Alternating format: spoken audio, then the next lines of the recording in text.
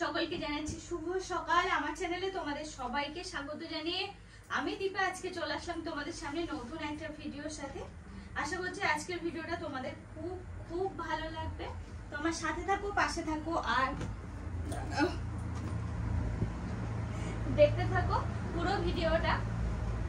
আর হ্যাঁ, এখনো পর্যন্ত যারা আমার এই চ্যানেলটা সাবস্ক্রাইব করোনি, তোমরা যারা নতুন আছো অবশ্যই করে আমার এই চ্যানেলটাকে একটু সাবস্ক্রাইব করে দিও। কারণ কি বলতো, আমি আগে যেমন মাই বেঙ্গলি ব্লগে কন্টিনিউ ভিডিও পোস্ট করতাম, ঠিক এই দীপিকা বিশ্বাস অফিসিয়াল চ্যানেল মানে আমার এই চ্যানেলটাতে আমি কিন্তু এখন কন্টিনিউ ভিডিও পোস্ট করছি।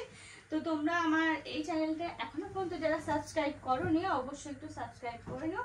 আর চলো, আজকের সকালটা শুরু হয়ে গেল এই ঘর থেকে। দেখো সকাল তো হয়েছে অনেকক্ষণ আগে, আমাকে দেখে আশা করে বুঝতে পারছো। আর আমার আজকে জানি না কেন এত ঘুম পাচ্ছে। ঘুম থেকে উঠেছি সেই 4:30টার সময়, ঘুমাবো একটু একটু পরে না, আজকে ঘুমাতে ঘুমাতে বিকাল 4টে তো বাজবেই, মানে শুতে শুতে। তাহলে এতক্ষণ কি করব সেটা কিন্তু একটা বিশাল হিস্ট্রি আছে, সেটাই আর কি তোমাদের সঙ্গে শেয়ার করব। আজকে সারাটা দিন চলে এসেছো। গুড মর্নিং, শুভ জন্মদিন। আর পরে হচ্ছে আজকে শুভ জন্মদিন, কালকে ছিল হ্যাপি বার্থডে, মানে হ্যাপি বার্থডে, আর আজকে হচ্ছে শুভ জন্মদিন। তাহলে বুঝতেই পারছো কি বলতে চাইছি। কালকে যেহেতু কোনো কিছু করিনি, আজকে হ্যাঁ কিছু বললে?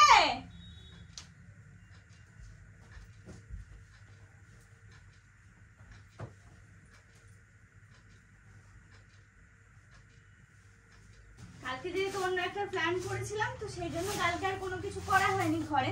তো আজকেও সেরকম যে হাইফাই কোনো কিছু করবো তা না, একদম ঘরোয়া উপায়ে মানে ঘরোয়া ভাবে কিছু করার চেষ্টা করব। দেখতে থাকো আর আমার সাথ দিও, আশা করি তোমাদের ভালো লাগবে।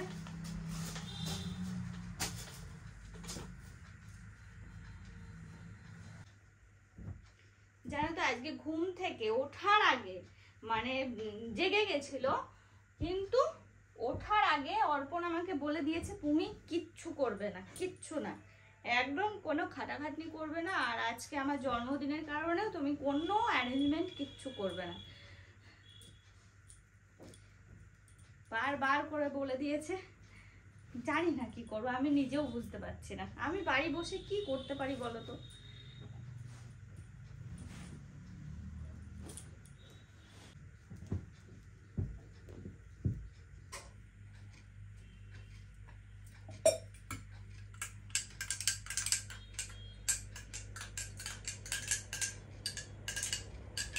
এ বাবা, আজকে আমি কিভাবে চলবো আমি নিজেই বুঝতে পারছি না। এত ঘুম পাচ্ছে, এত ঘুম পাচ্ছে। অন্যদিন হলে তো আমি একটা ঘুমই দিয়ে নিতাম, কিন্তু আজকের দিন ঘুমাবো না। কি বলতো, ওই কোনো কিছুই করার ইচ্ছা নেই, মানে ইচ্ছা বলতে ইচ্ছা থাকলেও কোনো কিছুই করতে পারছি না। আর তবে খাওয়ার জন্য তো কিছু বানাতে হবে, তো সেগুলো তো বানাবো।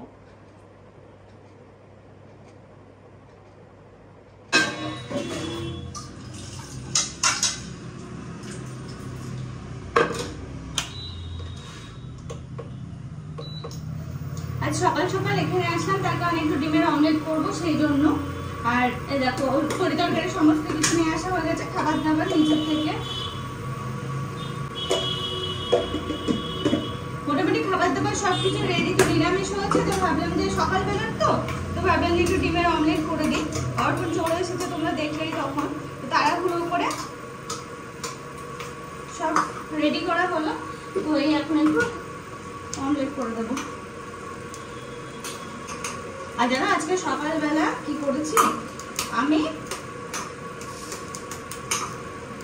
দুধ চাপিয়ে দিয়ে আমি আমার কাজ করে বেড়াচ্ছি। দুধের কথা আমার আর মনেই নেই, কাল রাত্রেবেলা দুধটা খাওয়া হয়নি, তো ভাবলাম তাহলে দুধটা একটু ফুটিয়ে রাখি, নয়তো নষ্ট হয়ে যাবে। ফোটাতে দিয়ে আমি আমার কাজকর্ম করে বেড়াচ্ছি। কিছুক্ষণ পর চটপট আওয়াজ হচ্ছে। বাড়িতে কে আসলো বুঝতে পারছি না, উপরে কে আসলো। তারপর আমি রান্নাঘরে গিয়ে আমার সিমটা লাগাতে আসলো, উকি মেরে এসে দেখছি যে ওরে ভগবান, সে পুরে এই দেখো অবস্থা, অনেক চাচি হয়েছে, পরে খাবো।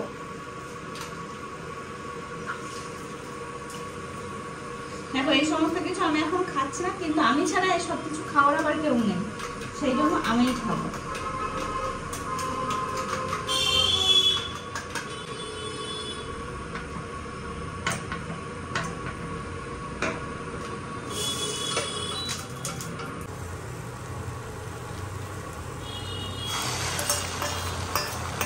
আজকে সকালে খাবারের মেনুতে আছে আলু উচ্ছে সিদ্ধ মানে ভাতে, এখানে পেঁপের একটা তরকারি, ওই এটা কি গন্ধভেজালি পাতা, এটা কি কি পাতা যেন বলে একটা, যাই হোক ওই পাতা দিয়ে এই পেঁপের এই ঝোলটা, প্লাস হচ্ছে এই কাঁঠাল বড়ি কলা আলু এইসব কিছু দিয়ে একটা ঝোল, আর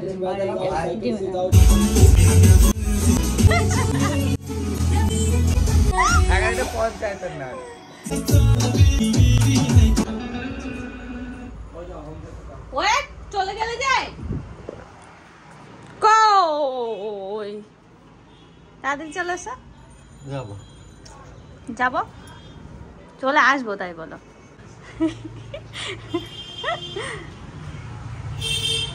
নাচতে নাচতে যাও চশমা নেই।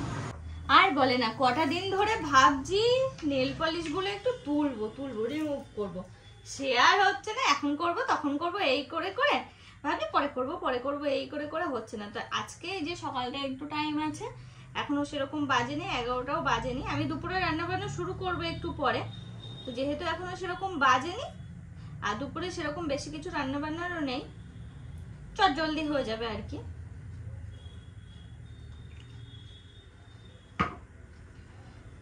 তো একটু টাইম পেলাম, এখন এই নেল পলিশ গুলো তুলে আবার হচ্ছে ইচ্ছা আছে একটু রেড কালারের পরা, কারণ রেড কালারের নেল পলিশ অনেক অনেক দিন হলো পরা হয়নি। বাবা যাচ্ছে না,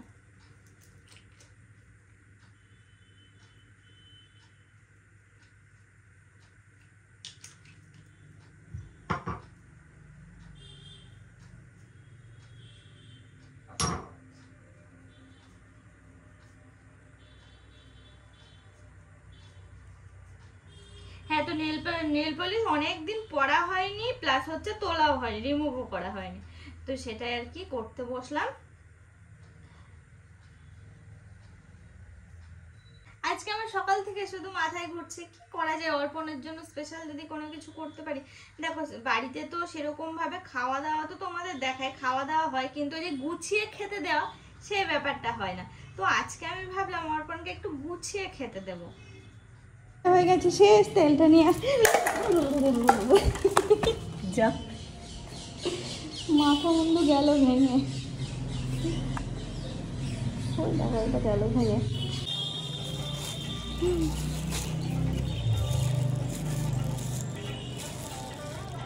ও ভাই এই মাছগুলো জিইয়ে রাখা যাবে না, না এই দেশি মাছগুলো?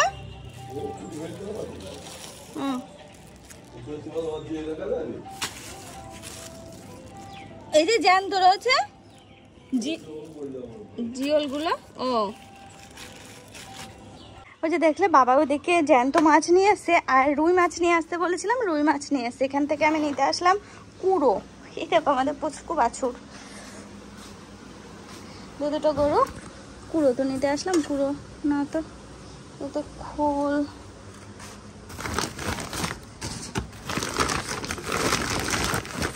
এটাতেও না,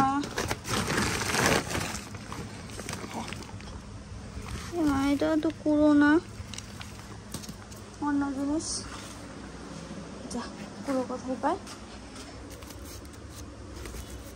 এইটা হবে শিওর না, এটাও কুড়ো না, সব গরুর খাবার। এটা এটা আবার আটা, হলো না, চলো আবার ওইদিকে খুঁজে বেড়াই একটু। আমার না এই ঘরে আসতে ভয় লাগে, কিন্তু এই ঘরে আমাদের গরুর খাবার টাবার সব থাকে। ছাইও খুঁজে পাচ্ছে না, কুড়োও খুঁজে পাচ্ছে না, কোথায় পায় এগুলো? তো ঘুটো মশাল ভর্তি পুরো।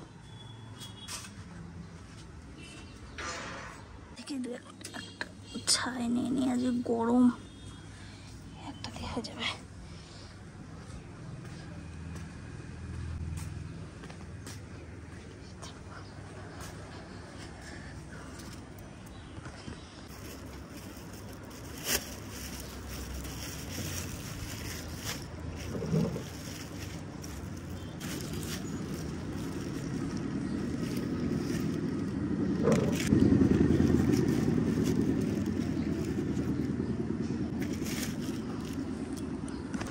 রুই, রুইয়ের মাথা মানে মুড়ো, আর হচ্ছে এই দেখো দেশি মাছ।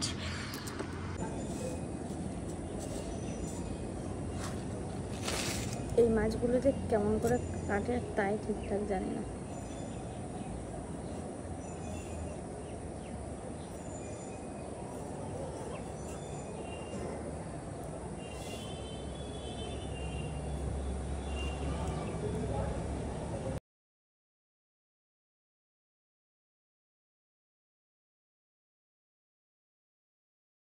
এরকম মাছ কাটা ধোয়া বাছা সবকিছু, মানে কাটা বাছা ধোয়া সবকিছু হয়ে গেছে।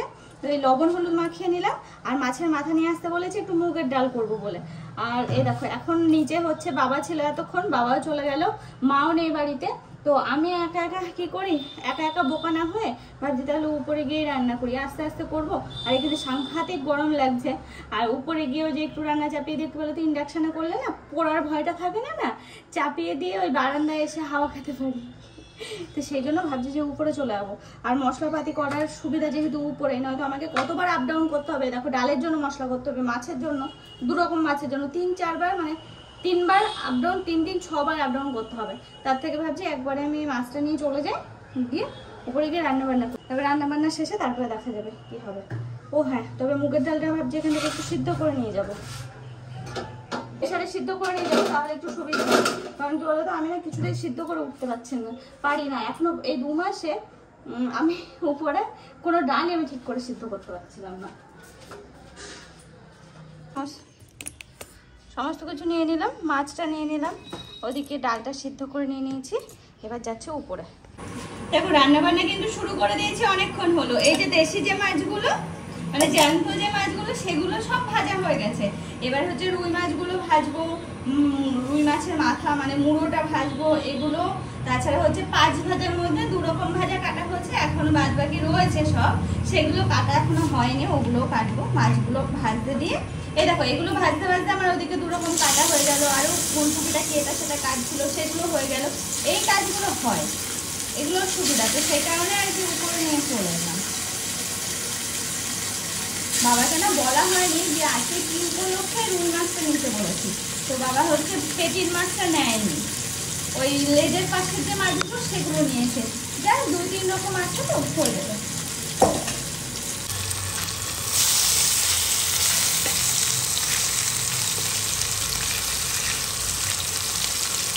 আমি বাজার পুরো মেলিয়ে নিয়ে বসেছি। এই দেখো কাঁকরোল কেটে নিয়েছি, তোমরাই বলেছিলে এগুলো কাটতে নেই। হ্যাঁ গো, আমি আমার ওই বাড়িতেও দেখতাম যে কাটতো না, কিন্তু এই বাড়ি এসে দেখি যে এগুলো ছড়িয়ে ফেলে। তো দেখো দেখতে কত সুন্দর লাগে এরকম থাকলে। তো এরকমভাবে কেটে নিয়েছি একটা, শুধুমাত্র অর্পণের জন্য করছি। আর পটল কেটে নিয়েছি এই যে এরকমভাবে, না ভাজা হলে বুঝতে পারবে না, যে মাছের আঁশ টাইপের। এই যে এরকমভাবে কেটে নিয়েছি। কলা আছে, আলু আছে, আরেকটা যে কি ভাজি সেটাই ভেবে পাচ্ছি না, কারণ 5 ভাজের মধ্যে 4 রকম সবজি রয়েছে। তো ভাবছি এখন পকোড়া করে দেবো। পোস্ত বড়া করে দিলে কেমন হয়, কোনোদিন তো পোস্ত বড়া করিনি, তারা একটু দেখে নিতে হবে আমার পোস্ত বড়াটা ঠিক কেমনভাবে বানায়। 2-4টে মতো পোস্ত বড়া বানিয়ে দেবো, ঠিক।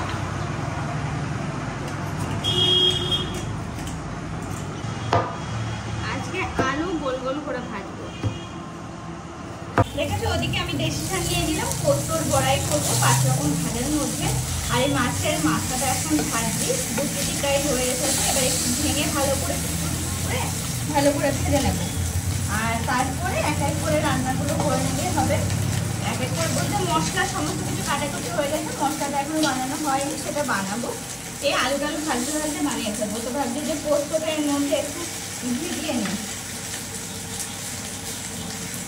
পোস্তর পরিমাণ আছে সেগুলো অল্প পরিমাণে, তবে যা আছে 2-4টে বড়া ভালোভাবে হয়ে যাবে।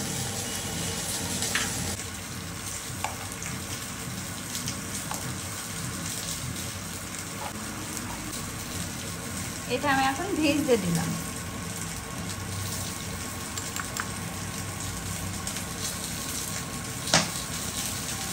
মাছের মুড়োটা এবার চলো ভেঙে ফেলি।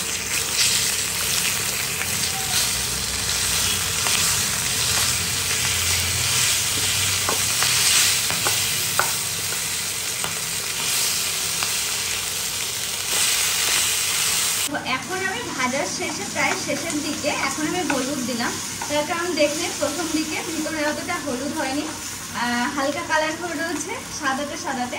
তো আমার কি মনে হয় জানো, বড়ি তরকারিতে যখনই কালারটা হয় না, সেই তরকারি দেখে মনে হয় যেন খায়। আর কালার যদি ভালো না হয়, যত টেস্টি হোক না কেন, দেখে খেতে ইচ্ছা করে না। তো সেই জন্য এই মাছের মাথা মুড়োগুলো খুব ভালো করে কালারিং করে লাল লাল করে ভেজে নিচ্ছি। তারপরে জল গরম করতে হবে, জল গরম করার পরে ডালটা করে নেবো ফার্স্ট, তারপরে মাছগুলো খাবো।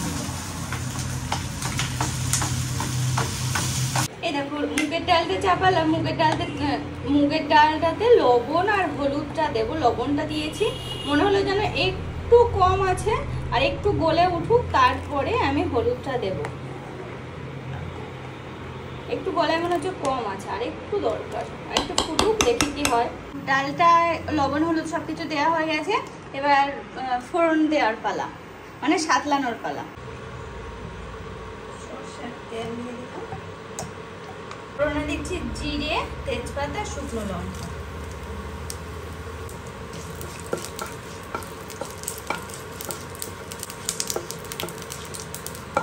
একটু জিরে আর একটু লঙ্কা বাটা।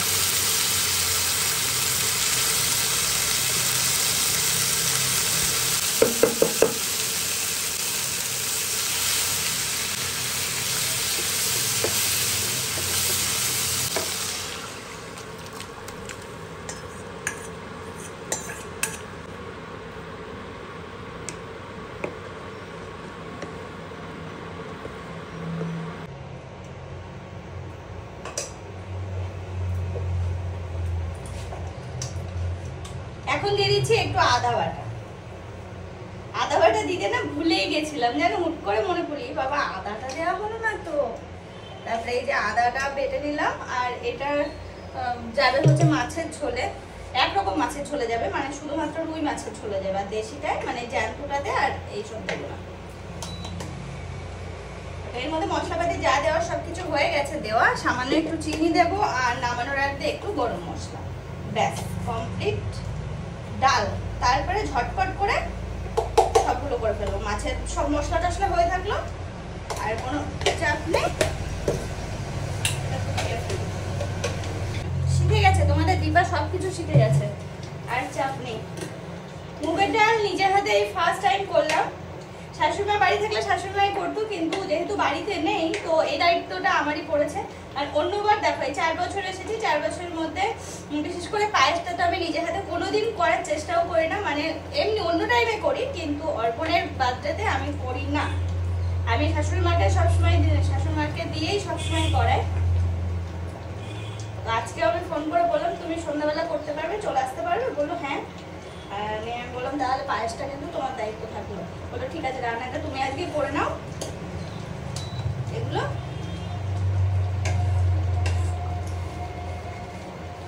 আর এই রান্না বান্না এই 4 বছরে আমি আর মা দুজন হাতে হাতেই করি।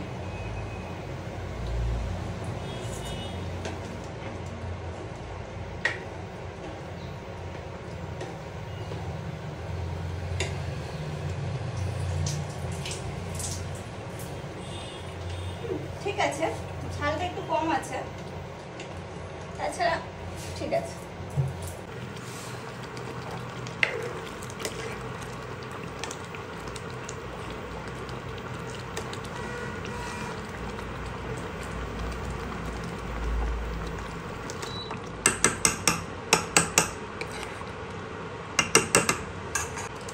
যাচ্ছে একটু গরম মশলার গুঁড়ো, খেয়াল ছিল না।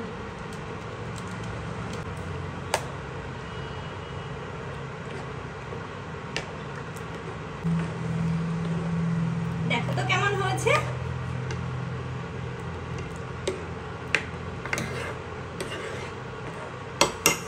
জিরে ফোড়ন,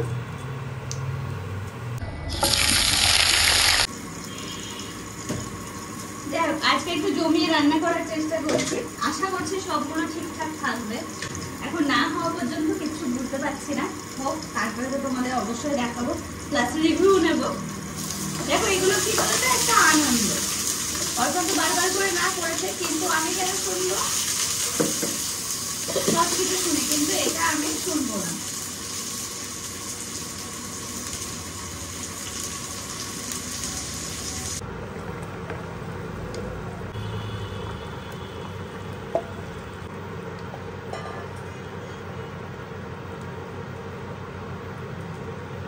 ফুটে ওঠাতে আমি মাছগুলো দিয়ে দিয়েছি। এখন আলু মাছ সব একসাথে খুব ভালো করে সিদ্ধ হোক, আর ঝোলের সাথে যাতে মাছের গন্ধটাও মেশে। কারণ কি বলতো, যে দেশি মাছের যে পাতলা একটা ঝোল হয়, পাতলা হোক যেমনই হোক, সেই ঝোলটাই কিন্তু বেশি ভালো লাগে খেতে। একটু গরম ভাতে শুধু এটা দিয়েই খাওয়া হয়ে যায়। তো সেই কারণে মাছটা অনেকটা আগেই দিয়ে দিলাম। একটু হলুদ লাগবে মনে হচ্ছে, একটু হলুদ দিয়ে দিই, কারণ সে মশলা কষানোর সময় হলুদ দিয়েছিলাম। আমার আবার একটু কালারটা টকটকে না হলে না মন পছন্দ হয় না।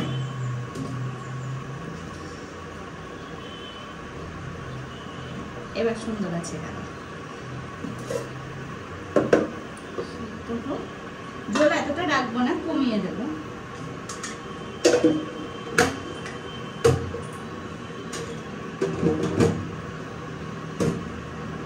মোটামুটি এদিকে সবকিছু গোছানো হয়ে গেছে। চলো বাসন যে কটা বললো সেখানে না হয় মেজে ফেলি, গিয়ে কাজটা এগিয়ে ফেলি।